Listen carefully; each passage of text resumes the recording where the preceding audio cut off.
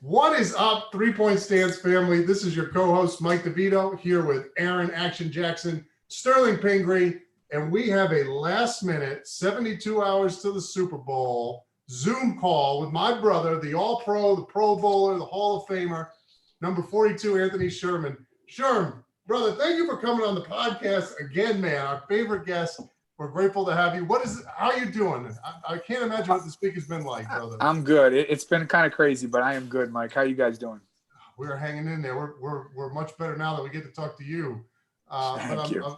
I'm so excited to have you on, brother. Your second go at this, obviously a lot different than last year, right? With the travel and everything. Just kind of talk us through what Super Bowl week is like in the middle of a pandemic compared to what it's like, during a regular season where you're not dealing with that crap. Yeah, for sure. So last year we left a week before, and we were down there and traveling to the Miami Dolphins facility and hitting media every morning and kind of, trying to work our schedule in and trying to figure out what off time did we have and stuff like that if we wanted to grab dinner or just hang out in our rooms. This year, we are in Kansas City until the day before a game, like normal. We leave Saturday. We'll fly in. We'll do a couple of meetings, have a pregame snack or pre-night snack, or I guess I would say, and go to bed and wake up and do the Super Bowl. So it's a little bit different just with travel, but there's pros and cons. It's quicker days. Kind of put the game plan last week. And it makes it easier this week to kind of just review and get in and get out. So, Sherm, you see the week of the Super Bowl, like you were saying, the media stuff and that big media night. You guys come out with the white jumpsuits on, and everybody's doing. I mean, it's just really built up. Is there a difference in sort of? I know you're as a player, it's the Super Bowl, so the intensity's there. But does it have more of a regular season feel to it, given that there isn't all the sort of glitz and glam of the normal Super Bowl layout that they have? Yes, for sure. Yeah. It definitely feels just like in season off a bye week, kind of coming back and going to travel away for that first game. Obviously, yeah, it's the Super Bowl, but the way we've prepared and the way we've set up our schedule is not much different. So for the most part, Coach Reed's done a phenomenal job of keeping us on schedule, in routine, to having us go out there and execute to the best of our ability when it comes Sunday. Like he made you wear the white jumpsuits on Monday just around the facility. Like you guys are wearing this anyway. No. We got those white jumpsuits, but only the select guys that actually had to do media night had to wear those white jumpsuits. So they got us. It looks almost the same thing. And Mike, we don't look good in the white jumpsuits. I'll tell you that. The white on white, Sherm, it's too much. Mine's still in my truck in the duffel bag they gave it to us in. It would be one of those things that goes in the closet and just pull it out to show some people, as a memory. Yeah, it's always going to have that Super Bowl logo, right? It's a one-of-a-kind thing. But can't take it out. Yeah, they just make those for quarterbacks, though. Like, every time you see – like, the quarterback always looks great, like the white smock, jacket. No one else looks comfortable in them at all. No, maybe Kelsey, Pat, a couple of the other guys. But other than that, no. I look terrible in that thing. My wife laughed at me when I sent her a picture last year. But look, she goes, "You have to wear that?" I said, "Yep." But so I got to tell you, Sherm, the suit and everything, but I got some beard envy going on right now. What you're rocking right here. Well, this thing, it's got some waves in it from the mask all day. I feel that. It's getting a little out of control, and usually about this year, I love having it for the season and love letting it grow out. But at this time of year, the wife's like, "Hey, you got to get rid of this thing." I said, "Babe, just a couple more days." That thing's looking professional. Next week, I will trim it down, and I'll have to come back on and show you. Oh, we got to do that. We got to go do a follow-up after the win and check out the shaved. I wish I could pull off something like that. Mine. You do and you don't, Mike. You do and you don't. Things get stuck in here. It's just like the masks are a pain with beards. Yes, and eating soft serve ice cream is impossible with a cone, man. It gets all through there. You can't do that. You got to have a spoon. Yeah, gotta have a spoon. Yeah.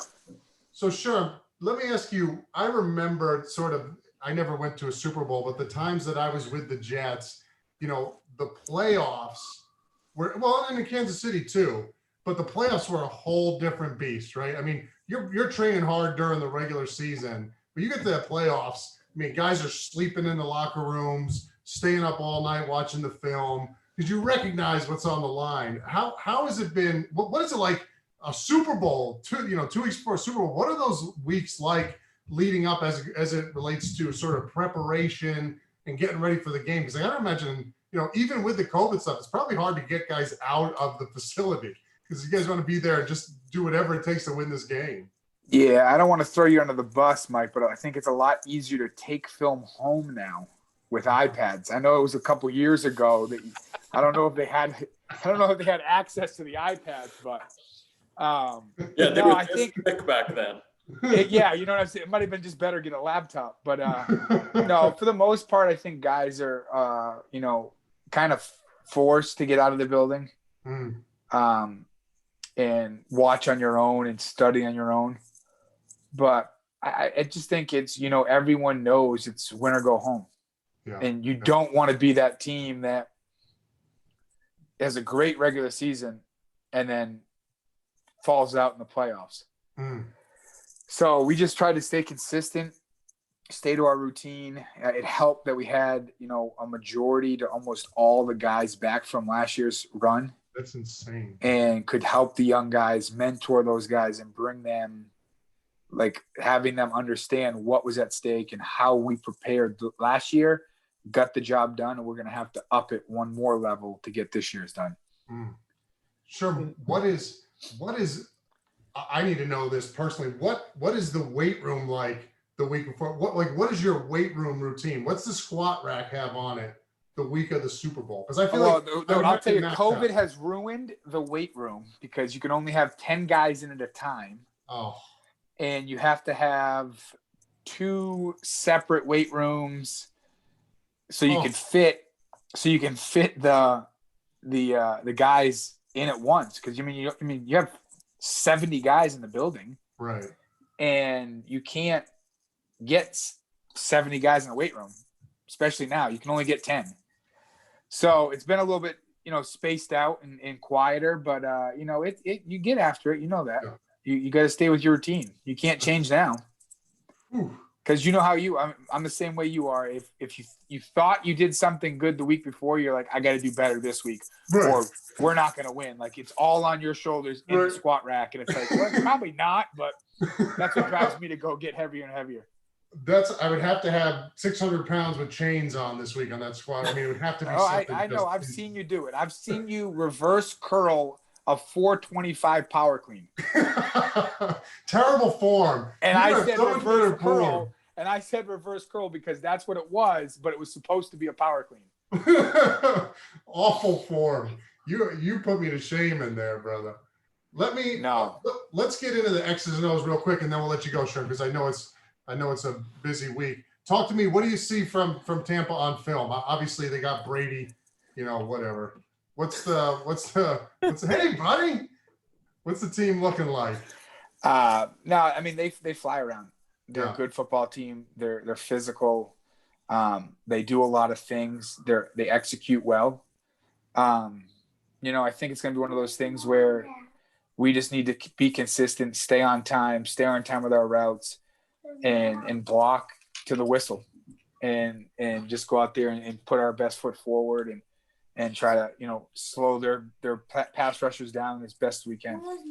You have to know that there's a lot of blitzing coming, right, too? I mean, that's the Bucs are known for it, and their linebackers love to blitz. Yeah. Oh, yeah. I mean, we're ready for it.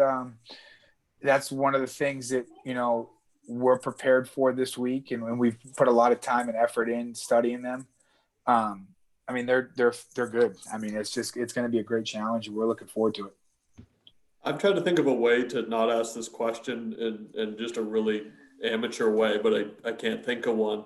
Tyreek Hill is the fastest football player I've ever seen. Like, when you're down on the field, like, his breakaway speed, his ability to create space, I haven't seen anything like it.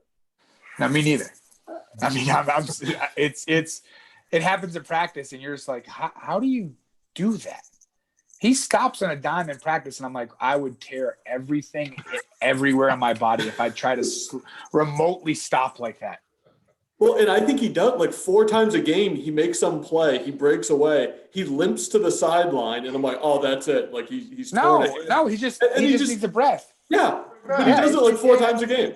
Oh, I know, it's ridiculous. I don't know how he does it. He is just an unbelievable freak of nature, and I'm really glad he's on my team because I don't know a lot of teams that have that speed at the defensive back position to be able to keep up with him. And this is really an honor right now because right now we're looking at definitely all pros and or Navy SEALs, the future Sherms coming up right there. SEALs and all pros. This is Bo right here. What's up, Bo? Come here. Real quick, just look at the camera so they can see you. Don't be shy. Come here. And then this is my oldest that's going to be way bigger than me in about a year and a half. That's Rex. Rex. I remember you when you were just a little guy, brother. Oh, yeah. We used to hang out. Yeah. Okay. Oh, I have my truck. He sees So, the yeah, truck. I gotta Let's ask. finish with that. Go ahead, Jackson. Hey, he might There's no my truck. You never know. There's no easy way to ask this, Sherman. I'm just gonna rip it off like a Band-Aid. Where is your truck? What happened? So my truck is still with me in my possession right now, but as of February 19th, I will be raffling it off for the E3 Foundation for victims of human trafficking and combat warriors. That's incredible. That's incredible. Now, So, How does that happen? yeah, how did this go down?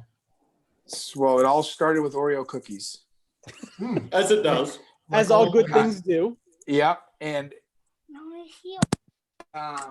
it started with about 12,000 Oreo cookies unwrapped in a Ford Raptor through the sunroof. And it was Adam LaRoche. And I was like, hey, I'm gonna prank him. He's on Buck Commander. He always pranks everyone. Yeah. No one ever gets him back. I'm like, no, I'm gonna get him back. I need to. Don't know why I thought that. And it didn't turn out great because as of Saturday morning, when I got back from practice, Dustin Colquitt and James Winchester hacked into my phone because they're accomplices with Matt Light and LaRoche to raffle off my truck for those two causes through the E3 Foundation. And I started as a prank and I'm rolling with it now. And, hopefully someone, get a lot of money for it and, someone gets it. Sherm, you're not only an awesome player on the field, but you're an awesome person. And so I am privileged to call you a brother and a friend. And I can't thank you enough for coming on this close to the game to talk to us.